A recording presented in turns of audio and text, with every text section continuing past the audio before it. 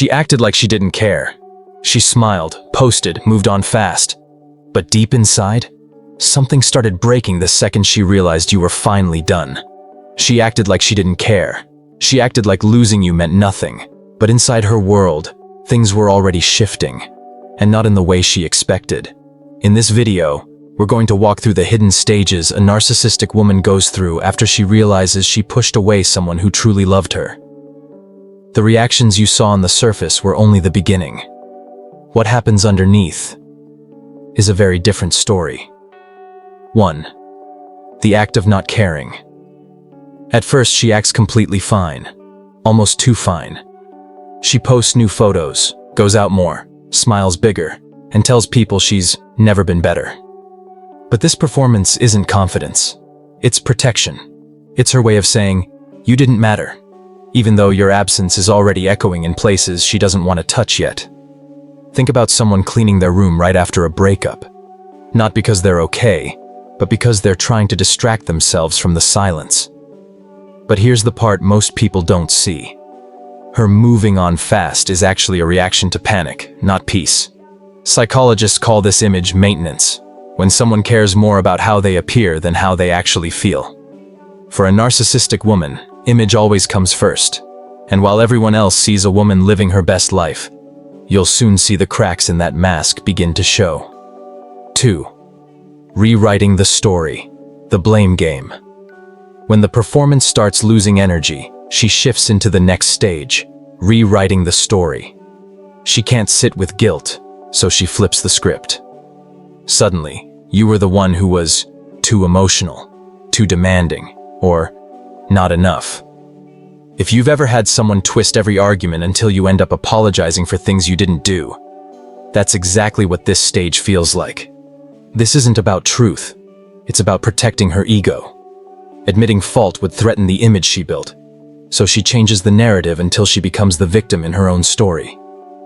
But something unexpected happens here. Because the more she blames you, the more she quietly remembers what you actually did for her. This is called defensive reconstruction, a mental process where someone rewrites memories to reduce shame or responsibility. It works in the moment, but it won't protect her from what's coming in the next stage. 3. When reality hits, emptiness. This is the moment her performance starts to crack. The nights get quieter. The people she tried to replace you with don't feel the same. And the attention she once took for granted suddenly feels thin. She won't admit it, but she starts comparing everyone to you. The way you listened, the way you showed up, the way you cared even when she made it hard. It's like when you switch to cheap batteries after using the real brand. They work for a minute, but they fade fast. That's what the new people feel like to her now. And here's the twist she didn't expect. The silence she forced on you comes back to confront her. This phase is often a form of emotional withdrawal. Narcissistic supply works like dopamine. When the steady source disappears, their emotional system crashes. Not because they loved you deeply, but because they depended on the way you made them feel. And that emptiness, it's only the beginning. 4. The sudden comeback. When the emptiness becomes too loud, she shifts again. Out of nowhere, you get a message that feels strangely soft. Hey, how have you been? Or she likes an old photo. Or she watches your stories right away. It's never random. It's a test. A small knock on the door to see if you'll open it. If you react, she gets reassurance. I still matter. I still have influence. Think of it like someone tapping the glass of a fish tank. They're not trying to feed the fish. They just want to see if it still moves. But here's the part many people misunderstand. She's not coming back because she suddenly discovered real love.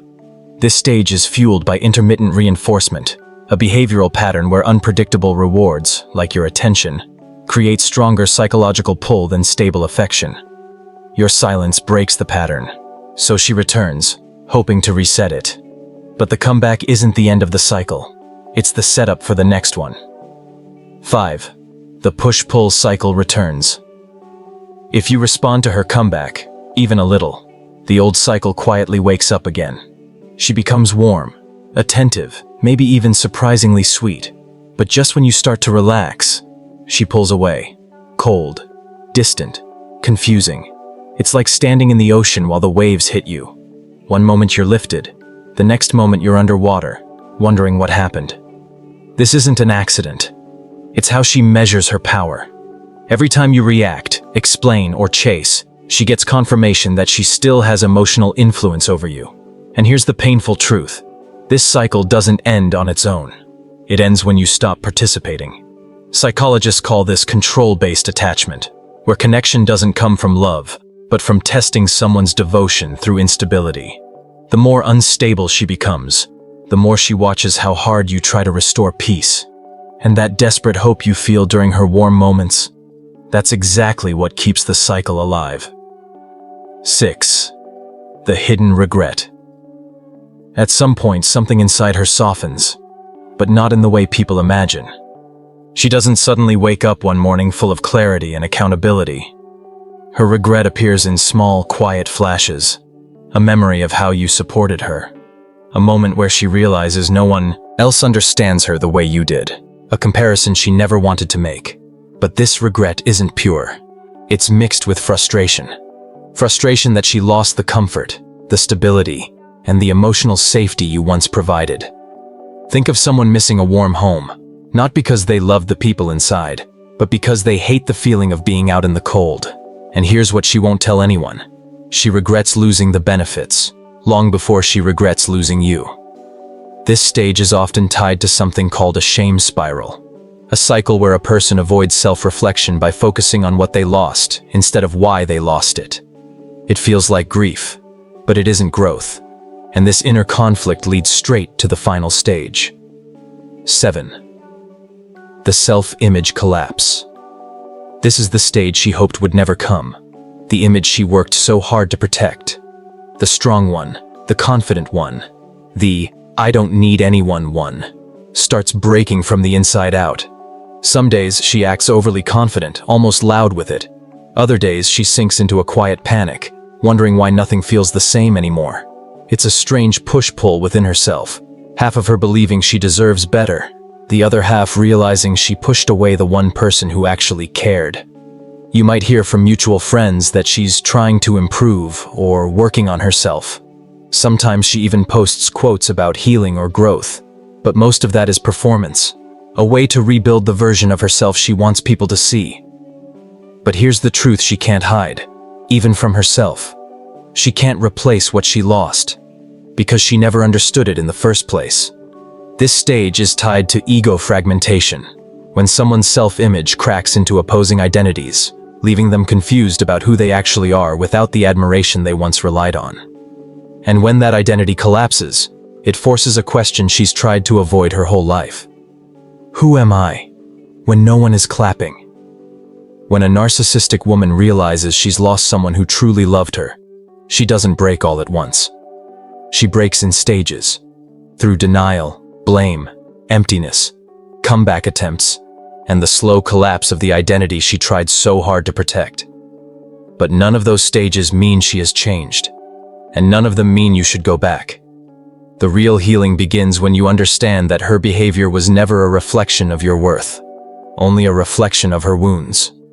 You didn't lose anything by walking away. You simply stopped losing yourself. If this video helped you see things more clearly, feel free to drop a like so it can reach someone who needs it tonight. And if you want more videos about healing, self-worth, and understanding difficult relationships, you can subscribe, completely at your own pace. There's a whole series waiting for you, and you don't have to walk this path alone.